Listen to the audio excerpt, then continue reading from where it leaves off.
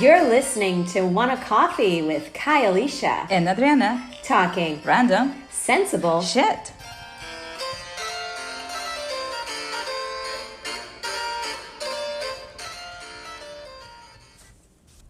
The Subtle Art of Not Giving a Fuck. What is it? Who is it by? By Mark, I think it's Mark Manson or Mark Mason. I can't really remember his last name, but I have this book. I tried to read it. I don't really like the author's style of writing, and so I gave up. But I do know that many people have enjoyed this book. It's been critically acclaimed. And I got it during a time when I was super stressed out. I was working at this global tech firm, working with a number of different people and departments and personalities and countries. And I gave a shit about everything every second of the day, and even after I left work. And I needed something to pull me out of my funk. Okay. You know, and I thought that this book would do it, but I gave up reading it. I just because of the style, this author's style. Oh. Well, you said it has valuable advice? Yeah, it does have valuable advice.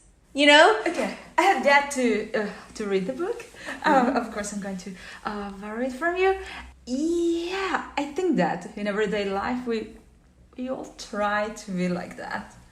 Like, not to be that person that gives so many fucks about everything. It's like, I don't know, I see it like we have a limited amount of fucks that we could give in each single day. And yeah, I think it's healthy to have, ration, that amount of fucks to give. If I ask you, would it be like do not sweat at the small stuff kind of situation, or is it more like a nihilistic way that is, okay, this is important, but here I am, I'm not going to change it, might as well. The latter, yes. Oh, okay. Okay, that's interesting. Yeah, the latter. The other undertones were like when you start to realize that you're not the center of the universe. Then you really won't give a fuck. When you start to realize that like the little things you do don't actually like impact anyone. Oh, well. Really on a really big scale or in the grand scheme of things, then you really won't give a fuck. And that wasn't the whole thing, but that's kind of where I stopped reading, just because even though I agree with that, like to a degree, like I agree, like, oh shit, like, yeah, like we definitely as human beings, we think we're the center of our, of our universes. But on the flip side of that, it's like, well, if we're not the center of our universes, who is? Good question. And it's like we're looking through the lens of our own perspective. So are we to be concerned with the fact that we're an ant on this planet? Or are we to be concerned with the fact that we're somebody on this planet having this experience? So for me, as much as I also need that perspective probably for balance, like to remind myself like, hey, not everything's a big deal. Going back to your don't set the small stuff. It also was like too far away from me. It's just, the concept was too far away to be like, and that's why you don't give a fuck. Oh, okay. It's not that convincing, you will say? It's convincing. It's just, it's so far away from how I would be thinking about choosing not to give a fuck on particular things. So it's like, if I said, okay, I'm not going to give a fuck about that because A, B, C, and D. My reasonings would be, I'm not going to give a fuck about it because I can't be concerned with it right now. I don't have the time. It's a hypothetical worry. They're all in relation to why I shouldn't be giving a fuck. Okay. In my own little vortex here, my own little world. But that doesn't mean that it's not important. Yes. All right. So, I feel like his ideology or his sort of like theory about why you shouldn't give a fuck is so far away from where my brain's already like functioning. Like, again, I appreciate it. It's just to conceptualize that all the time as like, okay, now let me reframe my mind. Let me constantly reframe my vortex of thinking. It feels like so much more work. Yeah, there's a certain stage in your life that you have, hopefully, fear your priorities and what should be something that is, okay, this is of the highest importance, so I have to deal with this, no matter that it is unimportant for whatever other people, or maybe it's something minuscule, but I think it is important, and there are so many other things that you say, like, okay, I can disregard those things. So what I think is, yeah, changing your mind once you have set up your own line of principles and priorities. So it's like, okay, can I use the advice of this book? Perhaps, but yeah, maybe it's for, I don't know, I haven't read it. It looks like a book that maybe is for first world problems, or problems that are not that the influence they're having in our lives, they're not that big. I mean, I don't know if the book touches like talks about health, debt, raising kids, stuff like that. That's really important, and everyone. It did. I mean, the book's acclaimed for like helping like these really successful businessmen. Oh, wow. Like making decisions in life, and like these like one of the Hemsworth brothers is like raves about this book. Okay, not giving a fuck. That's good. The opposite will be caring. What do you think about caring? Yeah. About things. I think it's oh my god, me. I give a fuck about everything. So I care about everything, and I wish I didn't. That's why I got the book. I care about everything. I somehow think everything is important and will affect everything. Eventually? Yes. Because, I don't know, I know you do a lot of retrospection and retroflexion, and, and I know if you think back on your life, you can kind of see... It was just back then, right then, when I screwed up my life. Yeah, that's true. That's true. I should never have looked twice at that guy, Oh, God, yes. I should have just kept walking and dancing or drinking or whatever, and looking at that person. Yeah, that's true. And the thing is that, but I think this stage of human behavior through the years is that when you're young, you don't give a fuck. You just like, got with it. You don't think about consequences or whatever consequences that you, in your short experience, can figure. It's good. You have survived. Although when you're older, you're like we've just said, oh God, I should have cared more. I should have thought about the consequences of, I don't know, not paying that, that dress in cash and not in credit, or small things, going out twice a week instead of twice a month, like those small situations that you say, no, I should care about that more. But the thing is that not only with everyday situations, but around the world, like, do we care about what we see in the news, something bigger than ourselves? Like, should I care about poverty in the Middle East, or war? Should I care about COVID in Latin America? Should I care about protests in North America? Like, so many things that are happening, terrible things. Should we care? Let me ask you, should we be caring? What should we be caring about? What are your thoughts on this? Yes, we should be caring, and the reason is that you cannot, I think, you cannot just be in this world and disregard anything else that is not happening to you. And If you are, you're live, laugh, loving, and you're eating banana bread and you're eating banana all bread. by yourself with your cats, and you need to listen to episode 6. Yes, that's true. In defense of live, laugh, love. We love you, but in defense of live, laugh, love. Everyone listen to that. Continue, sorry. Good commercial, thank you. But the thing is that, yeah, you should care. I think the problem is that going back to the state of the world, you need to learn how to handle your caring. Within you, you know, things that you can control, things that you cannot control. For example, things that you cannot control, poverty, hunger. Obviously, you cannot do anything about that, but that doesn't mean that you cannot help, but you can do small thing to help towards what is happening there. So it's about caring and doing things within your reach, what you can actually do. But it also means that once you have done what you think you needed to be done, let it be. Don't give a fuck.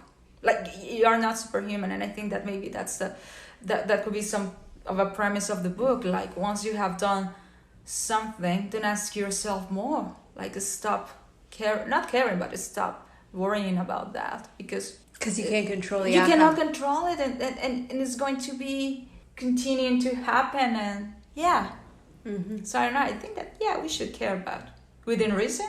I'll say. Yeah. What do you think? Yeah, I think that's a good point. Caring, but within reason, and letting go once you've made a decision on how or what you care about, and are doing something about. I think for a lot of people don't know what to care about. I was talking to a friend recently, given all the things that are happening right now in the world, and we've mentioned them in so many of our episodes, but not just the Black Lives Matter movement, and not just Trump, and not just COVID, but there's so many things in the world currently happening right now that are affecting various people and are just having significant effects. It's hard to... I was talking to a friend, and she was saying, I get overwhelmed with what to care about. My sweet friend, is an amazing wildlife photographer. She's an animal rights activist, and particularly big cats and exotic creatures. And that's her passion.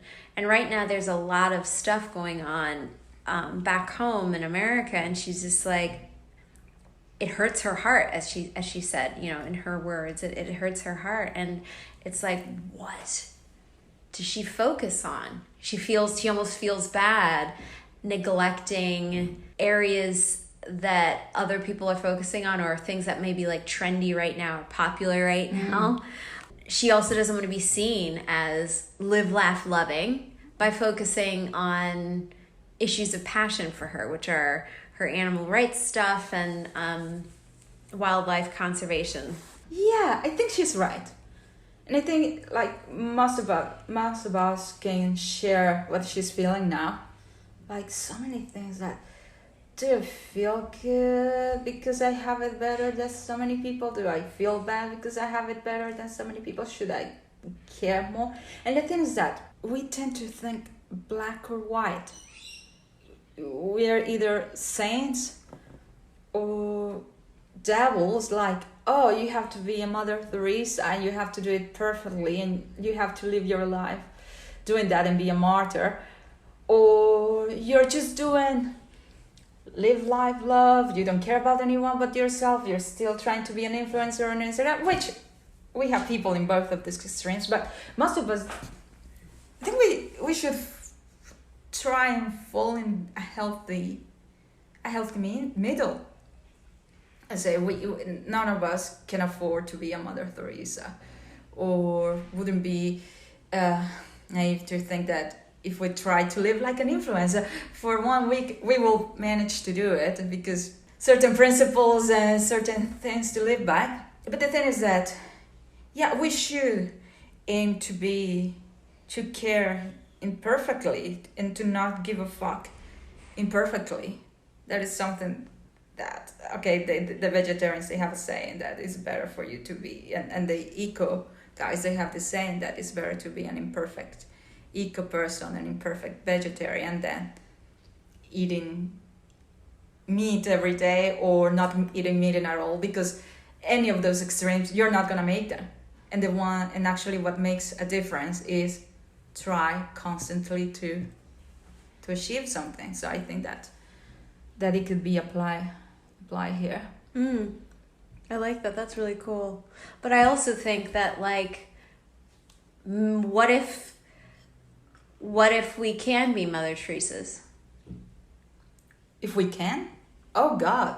I think I don't see, like, Mother Teresa is like any other human being. And everybody has the potential for everything. There was a bad, I feel like there's a good side and a bad side to everyone. You're right. There's sinners and there's saints, but it's what side we choose to, I guess, show people. And for Mother Teresa, we got to see her in the best light, and she did some incredible shit. And she's now revered. But what if everyone was a Mother Teresa? How better would the world be? Oh, definitely. So it's like, maybe we should be giving a whole lot of fucks. That's true. Like, care. Like, okay, could you imagine if we actually... Oh, well.